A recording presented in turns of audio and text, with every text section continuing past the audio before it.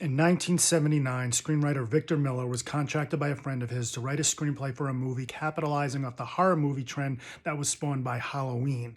And they entered into a 1977 Writers Guild of America contract, which included 2 payments to him and also that he would assign the copyright in that screenplay. He got to work and he wrote a screenplay about horny teenagers being murdered in a sleepaway camp. And that movie is, of course, Friday the 13th. And it was a smash hit, spawning many, many sequels and ultimately the image of Jason that we know today.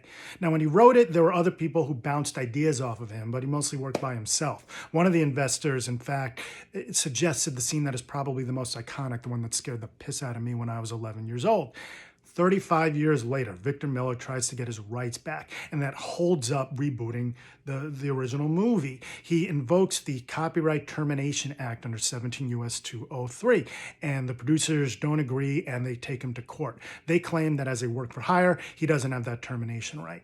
Now, there would have been an easy way for this to have been to a work for hire, and that's if the contract said that it was a work for hire, but it did not because they used a pre-1978 Writers Guild of America contract. So the producers argued that he was an employee working within the scope of his employment, and that argument was pretty much as doomed as Kevin Bacon in the original movie. It just didn't have any place to go. They said they did some supervising, that they had control, but they didn't really have the necessary control to make him an employee. They also argued this was their big gun. They said, well, he's enjoying the labor protections of the Writers Guild of America. That makes him an employee within the scope of his employment. And the court correctly held that just because you get labor protection as a member of a union doesn't mean you lose the protections you get under the Copyright Act. So it was not a work for hire. The termination was effective. Victor Miller got his rights back. Last I heard, he's using it to negotiate a reboot of the original Friday the 13th.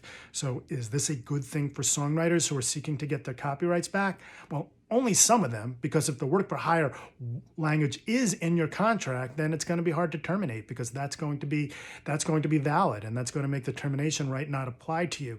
And the Writers Guild of America contracts that exist today and have existed for the last few decades have that work for hire language. He was just lucky that he signed one that was before 1978.